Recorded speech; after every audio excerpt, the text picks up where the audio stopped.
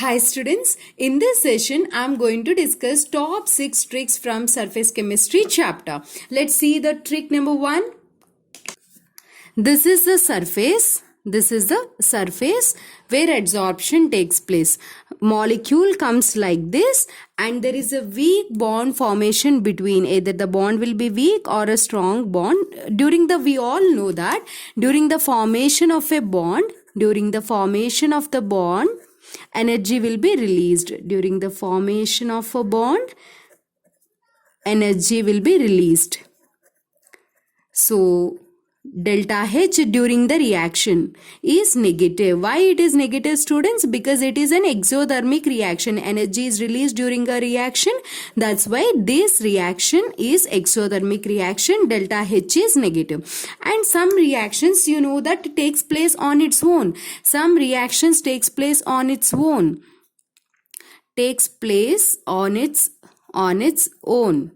The reactions which takes place on its own, those reactions are called spontaneous reactions. Which reactions? Spontaneous reactions. And some reactions takes place with the help of external force. Those reactions are called non-spontaneous reactions. Reactions which takes place on the help of another external force, then those reactions are non-spontaneous reactions. And here, in case of spontaneous reactions, we know that delta G is negative, and in case of non-spontaneous reactions, delta G is positive. And adsorption, what do you mean by adsorption, students? Accumulation of particles on the surface. Suppose this is a surface, here particles are getting accumulated. This phenomena is called adsorption. This takes place on its own. Adsorption is a spontaneous process. When adsorption is a spontaneous process, so tell me, what is delta G in this case? Delta G is negative. We discussed that. First thing, delta H is negative because during a bond formation, energy is released. And during the adsorption process, it is a spontaneous process, so delta G is also negative. Clear? Whenever adsorption is taking place, suppose this is a surface, all the molecules are present like this, right? These molecules are adsorbed on this surface, and here adsorption takes place in such a manner. Before adsorption, all molecules are randomly present, but these molecules forms a bond with this surface and forms a like this. This is called adsorption. During this phenomena, if you observe, in this case, here randomness is more, disorderness is more. Degree of disorderness or degree of randomness we measure by using what? Entropy. Entropy is a term which is used to measure the degree of disorderness or randomness. Here randomness is more, disorderness is more, randomness is more. Okay, but in this case, after the adsorption of molecules on the surface, randomness decreases, disorderness decreases. Why? Because all molecules are accumulated on the surface. That's why. So when something is decreased, we say negative. Here entropy is negative, change in entropy is negative. So what is the trick here, students? Delta G. First we discuss delta H and delta G and delta S. All these are negative. No confusion. Keep it in mind. All these are negative. Clear? All delta H. If they ask you directly, you can mark it. Delta S, delta G and delta H are negative. Clear? Now let's see trick number 2.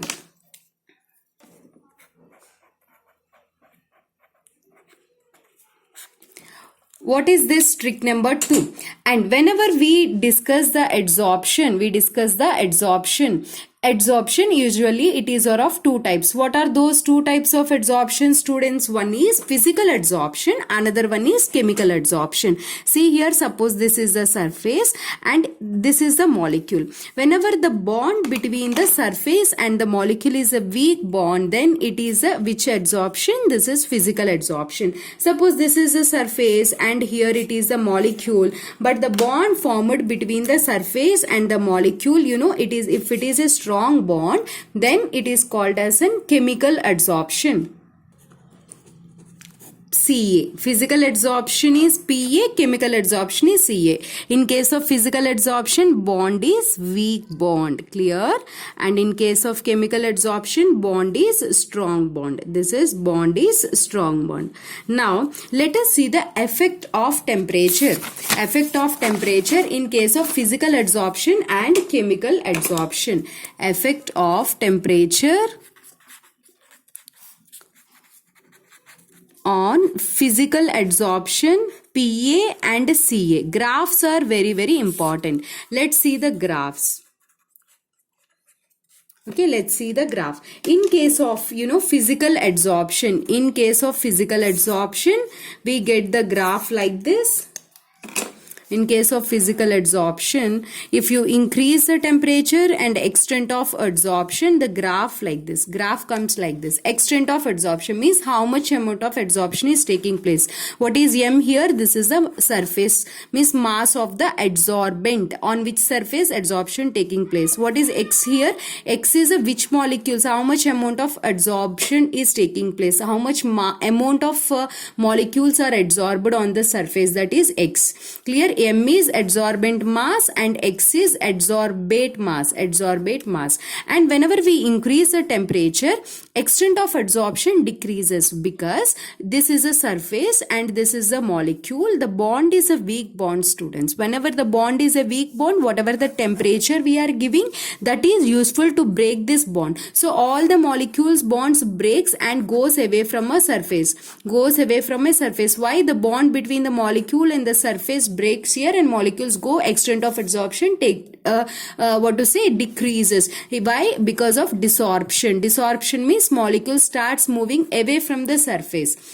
But in case of, chemical adsorption, if you increase the temperature, starting adsorption increases, then it decreases. Why starting adsorption increases? Up to here it increases, then decreases. We all know that when reactants have some energy and they need to cross the energy barrier to convert into product, reactants should have certain amount of energy to cross the barrier.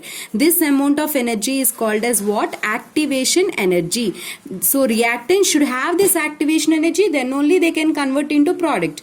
To get that activation energy, we give temperature. So whatever temperature we are giving, that is useful for the activation energy, to activate the reactant molecules to reach that threshold energy. Once it reaches the threshold energy, it forms a product easily. So here the reactant molecules, whatever energy are using, that is useful for bond formation. Once the bonds are formed, what if you still increase the temperature, then the bond breaks and molecules goes away. That is the reason initially if you increase the temperature, extent of adsorption increases because bond formation takes place. Bond formation.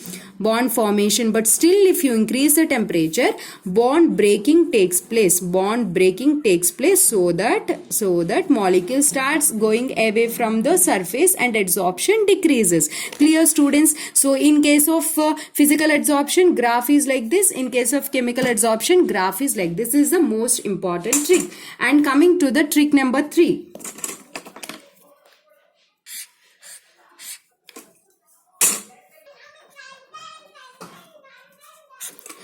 In this case, you are going to learn effect of pressure on physical adsorption and chemical adsorption. What is that? Effect of pressure on physical adsorption as well as Pa and Ca, physical adsorption and chemical adsorption. So how is the condition here? See, in case of physical adsorption, if you increase the pressure, extent of adsorption also increases. But in case of like this, increases. But in case of chemical adsorption, if you increase the pressure, first it increases, then it remains constant. First it increases, then it remains constant. Why? What is the reason? Graphs is most important. They will ask you. You should not confuse which is the correct graph for that. Okay? X by M versus pressure. If you increase the pressure, X by M increases. Why? Because in case of physical adsorption, suppose this is the surface. If you are passing some 20 moles. If you pass 20 moles of molecules and you are passing some 2000 moles of of 2000 moles you are passing. In which case adsorption will be more? In case of 2000 molecules. Why? Because physical adsorption forms a multi-molecular layer. Many molecules, many layers it can form on the surface. So more is the number of moles. More is the number of moles. More will be the extent of adsorption. So more is the moles, more will be the pressure. Extent of adsorption is more. That is the reason if you increase the pressure, X by M increases due to the presence of more number of moles, because it can form multi-molecular layer. But whereas in case of chemical adsorption, it cannot form a multi-molecular layer.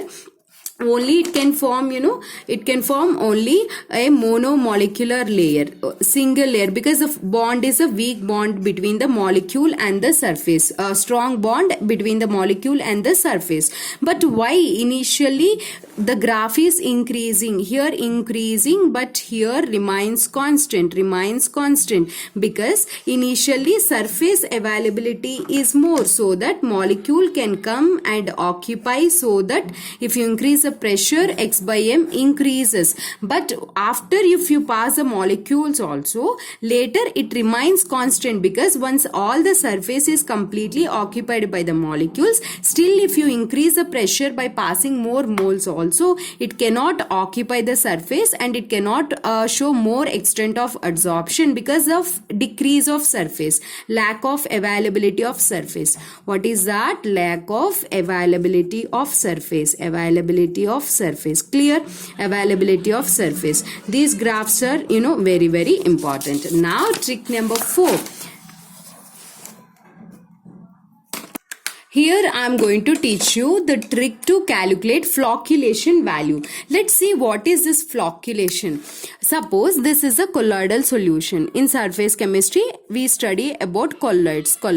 What are colloids, students? When the particle sizes ranges between 1 nanometer to 1000 nanometers, then we call those as a colloids. Here this is a positively charged colloidal solution, and this is a due to positively charged, all the molecules repulse with each other, and it forms it mixes with the solvent. But whenever you add any electrolyte like suppose this is a positive charge, then we are adding an electrolyte like AB, which is having A as having positive and B as having negative. So now this negative ions goes and occupy on this positive ion. So positive and negative, then the charge will be neutralized.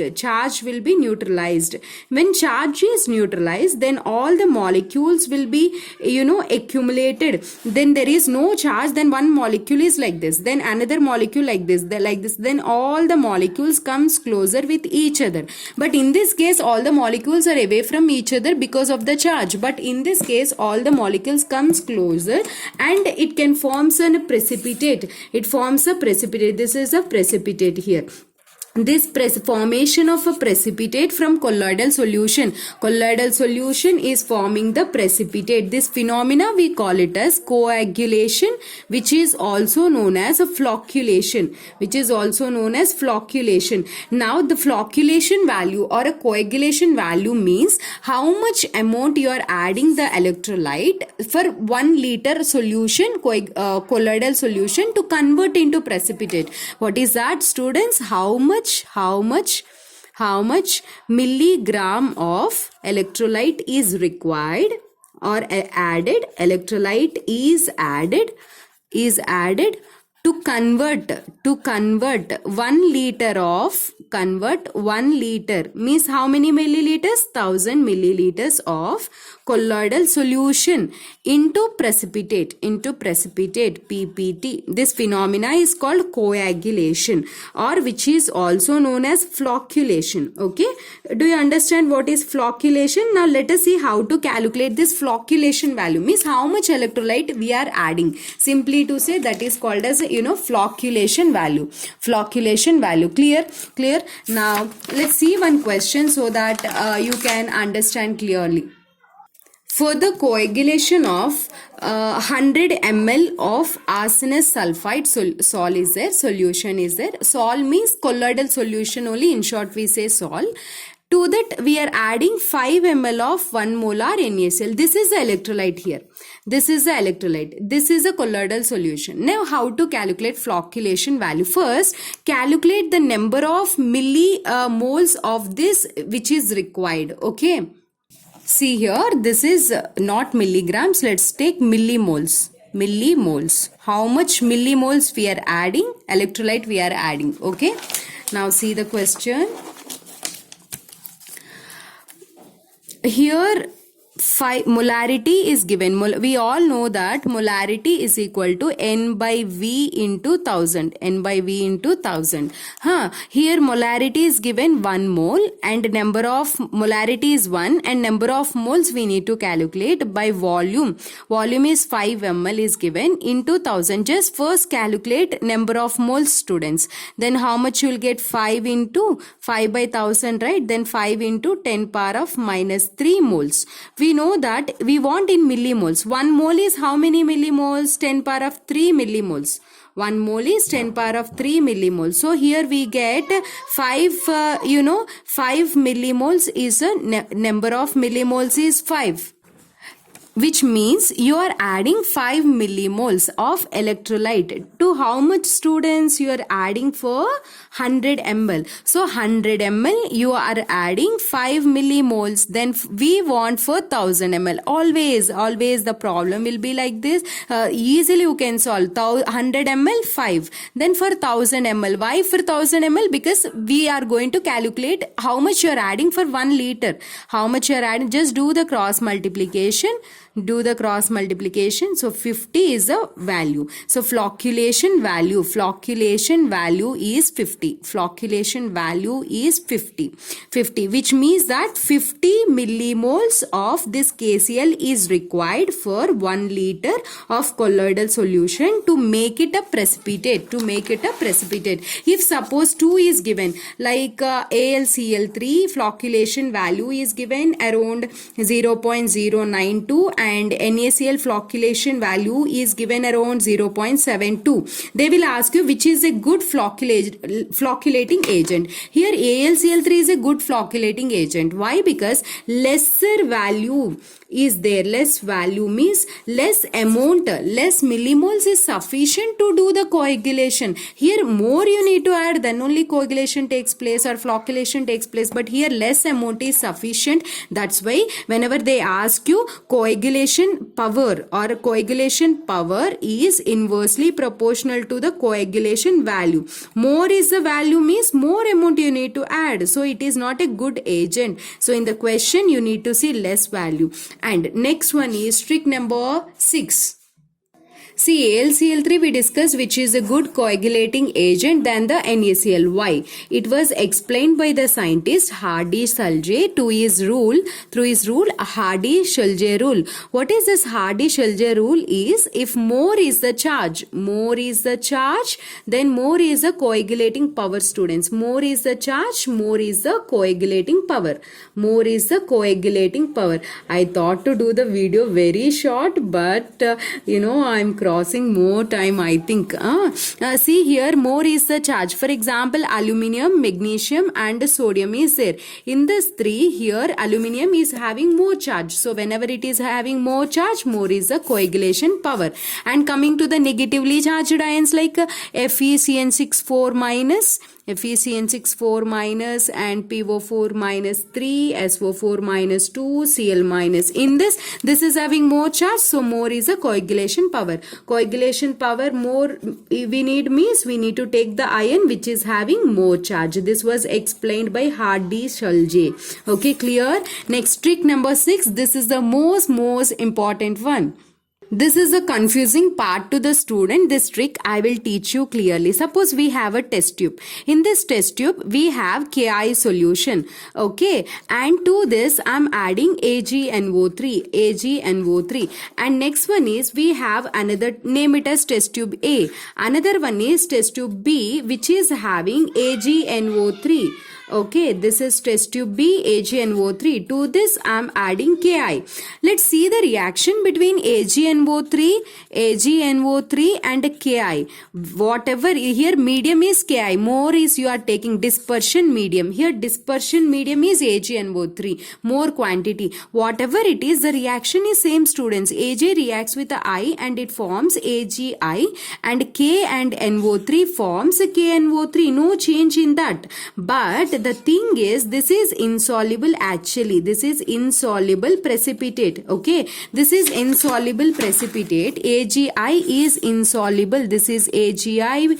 This is another AgI. This is another AgI. Now the question is, what is the charge on the colloidal solution? Here, what is the charge on colloidal solution? Here, what is the charge in the colloidal solution? Here, whatever dispersion medium is given, which means that it is excess. Okay, here it is excess. In this case, Ki is excess. When something is excess, so these molecule comes and occupy on the surface. Here on the top of AgI, I minus comes and occupy on the top of this. So I minus comes and occupy on the top of this, and it forms negatively charged solution, negatively charged colloidal solution. But in this case, AgI is there like this, AgI molecules there like this, but on the top of this, which molecules comes and occupy? Here excess is AgNO3, so Ag ions comes and occupy on the top of this, and it forms a positively charged colloidal solution.